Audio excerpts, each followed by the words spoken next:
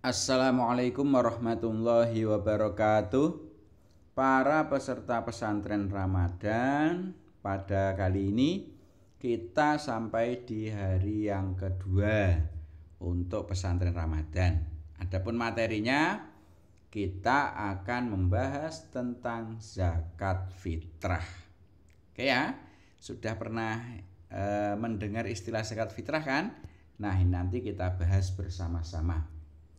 Terkait dengan zakat fitrah, zakat itu termasuk rukun Islam yang ketiga.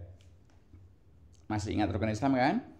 Rukun Islam itu ada 5, betul sekali. Yang pertama ada syahadat, kemudian yang kedua sholat, yang ketiga zakat yang akan kita bahas pada kali ini, kemudian yang keempat adalah puasa, dan yang kelima haji. Nah, zakat itu termasuk rukun Islam yang ketiga. Berikutnya, zakat fitrah itu mulai diwajibkannya pada tahun kedua Hijriah. Jadi ketika Nabi Muhammad berada di Madinah, ya setelah hijrah dari Mekah ke Madinah itu 2 tahun berikutnya diwajibkanlah zakat fitrah. Jadi sebelum ke Madinah, kalau masih di Mekah itu belum wajib atau belum diwajibkan zakat fitrah.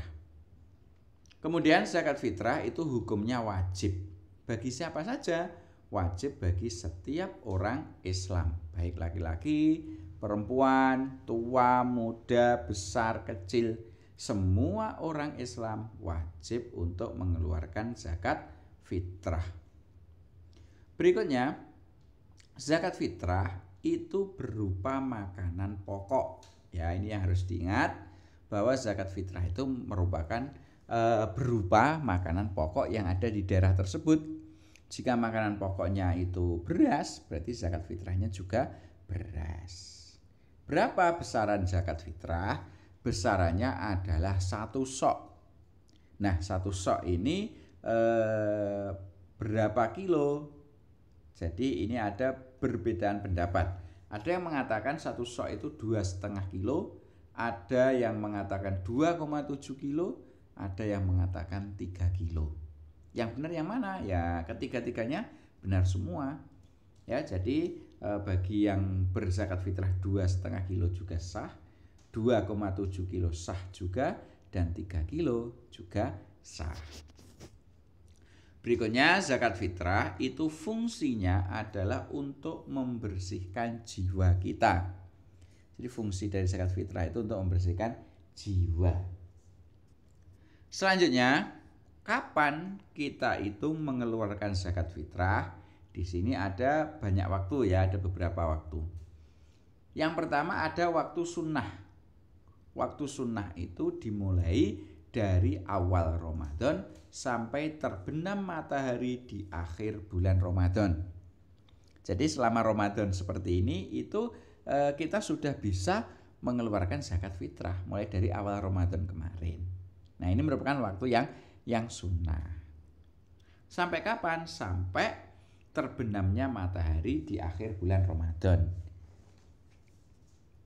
Kemudian yang kedua ada waktu wajib. Kapan itu waktu wajib? Yaitu mulai dari terbenamnya matahari di akhir bulan Ramadan sampai terbit fajar di hari raya Idul Fitri. Namanya waktu wajib di waktu ini, maka bagi semua umat Islam itu harus mengeluarkan zakat fitrah, namanya saja wajib. Itu ya.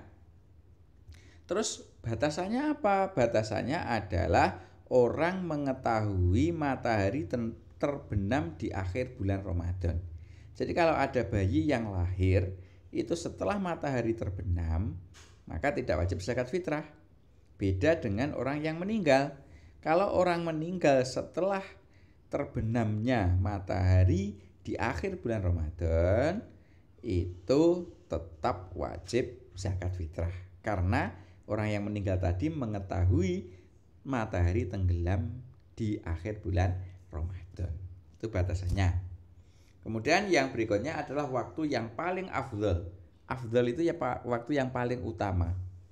Jadi kita mengeluarkan zakat fitrah itu waktu yang paling utama adalah antara sholat subuh sampai menjelang sholat Idul Fitri.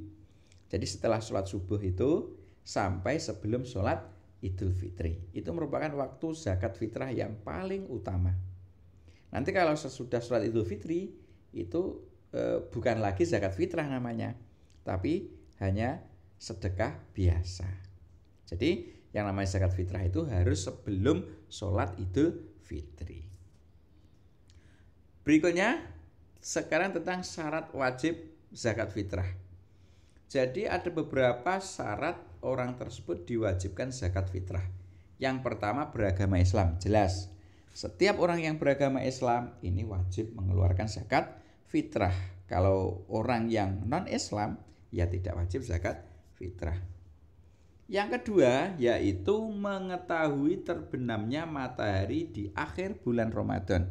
Seperti yang saya sampaikan tadi, kalau ada orang yang meninggal setelah matahari terbenam di akhir bulan Ramadan, itu wajib mengeluarkan zakat fitrah meskipun sudah meninggal. Kenapa? Karena orang yang meninggal tadi masih mengetahui terbenamnya matahari di akhir bulan Ramadan. Beda cerita dengan orang yang lahir. Orang yang lahir setelah matahari terbenam di akhir bulan Ramadan, maka tidak wajib zakat fitrah. Meskipun dia itu hidup, ya, bayi itu hidup dan otomatis agamanya Islam karena orang tuanya Islam, jadi kan mengikuti biasanya. Itu kenapa orang yang hidup itu kok tidak mengeluarkan zakat fitrah? Karena hidupnya tadi tidak mengetahui matahari terbenam di akhir bulan Ramadan. Itu syarat yang ketiga yaitu memiliki harta yang cukup pada hari raya Idul Fitri. Jadi memiliki bahan makanan pokok yang cukup untuk dimakan di hari raya Idul Fitri. Kalau yang dimakan di hari raya Idul Fitri saja tidak ada, ya tentu itu tidak wajib mengeluarkan zakat fitrah. Oke, itu ya, itu adalah 3 syarat wajib. Berikutnya sebelum kita zakat fitrah atau saat kita melaksanakan zakat fitrah itu harus niat. Ya, jangan lupa karena innamal a'malu bin niat. Semua amal perbuatan itu tergantung pada niatnya. Demikian juga zakat fitrah harus diniati. Bagaimana niatnya? Ini dibedakan. Ya, niat untuk diri sendiri, ada juga niat untuk menzakat fitrahkan orang lain. Sekarang kita mulai niat untuk yang diri sendiri. Niatnya adalah nawaitu an ukhrija zakatal fitri an nafsi fardhu lillahi ta'ala. Kalau bahasa Indonesianya yaitu aku niat mengeluarkan zakat fitrah untuk diriku sendiri, fardu karena Allah Ta'ala. Nah, niat ini bisa bahasa Arab, bisa bahasa Indonesia, bisa bahasa daerah, dan bisa bahasa apapun semuanya. Yang penting intinya seperti ini. Itu adalah niat untuk diri sendiri. Berikutnya ada juga niat zakat fitrah untuk orang lain. Misalnya ada seorang ayah yang menzakatkan anaknya. Itu ya, niatnya adalah nawaitu an ukhrija zakatal fitri an titik-titik fardhu lillahi ta'ala. Nah, ngan titik-titik ini diisi nama yang dizakat fitrai. Misalnya yang akan dibayarkan zakat fitrahnya itu adalah Aisyah. Berarti ya nawaitu an ukhrija zakatal fitri an Aisyah fardhu lillahi ta'ala.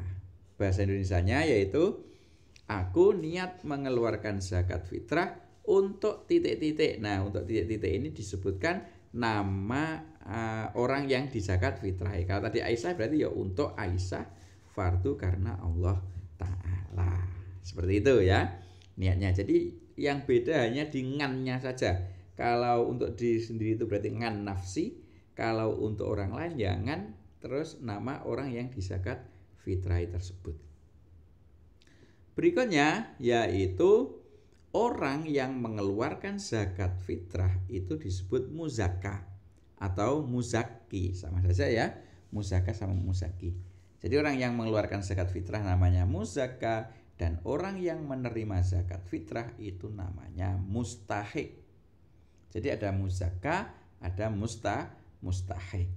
Nah, mustahik zakat atau orang yang berhak menerima zakat itu ada 8 asnaf atau ada 8 golongan. Siapa saja 8 golongan itu? Yang pertama adalah fakir. Siapakah fakir? Nah, nanti akan ada keterangannya.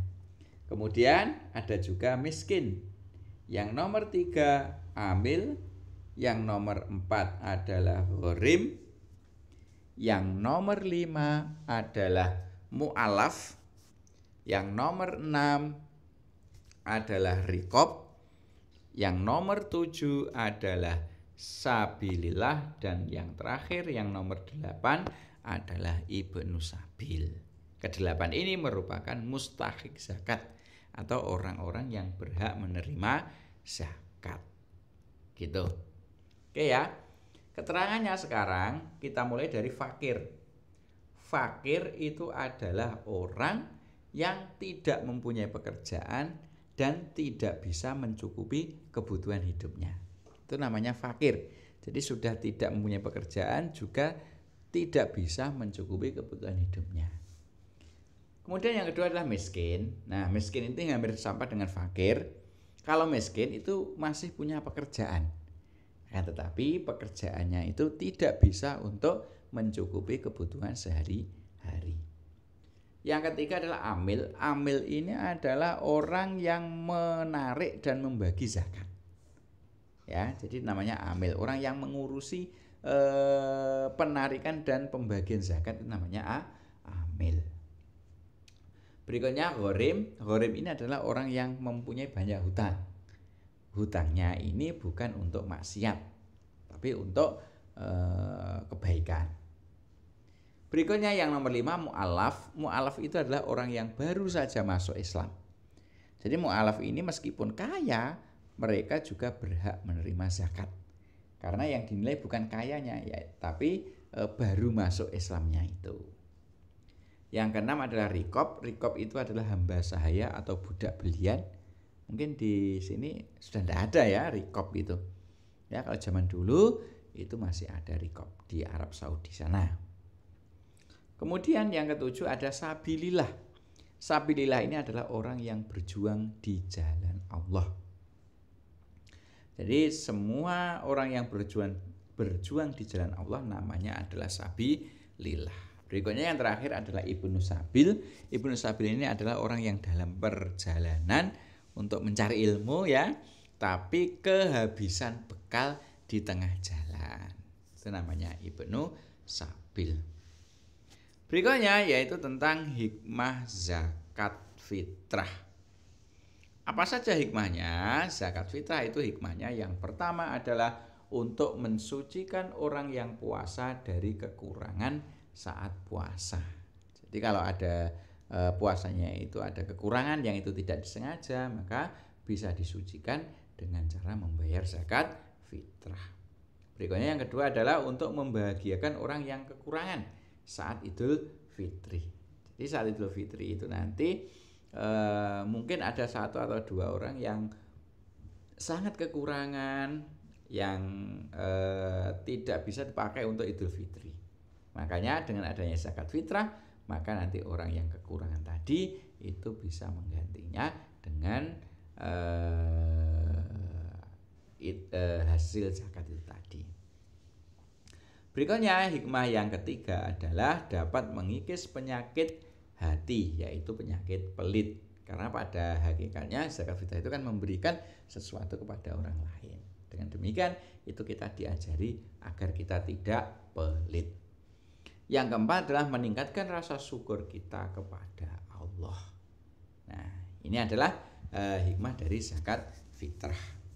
Berikutnya sekarang soal, kerjakan ya, silakan dikerjakan sesuai dengan pembahasan yang ada di depan tadi.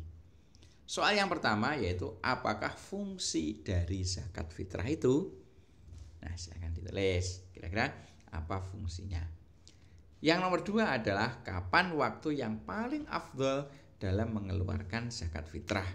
Kalau tadi kan ada waktu sunnah, ada waktu wajib. Nah, ini ada waktu yang paling afdal atau waktu yang lebih utama dalam mengeluarkan zakat fitrah.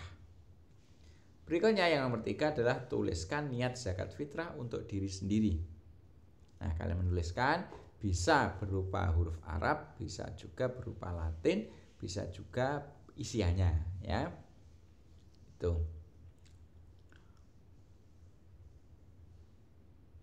Kemudian yang keempat adalah tuliskan 8 golongan mustahik zakat. Nah, ada 8 tadi apa saja. Yang kelima, sebutkan 3 saja hikmah zakat. Yang saya sebutkan tadi sudah 3, tinggal mengulang kembali kira-kira hikmah zakatnya apa. Tuh, sementara itu materi tentang zakat semoga bermanfaat ya. Saya akhiri, assalamualaikum warahmatullahi wabarakatuh.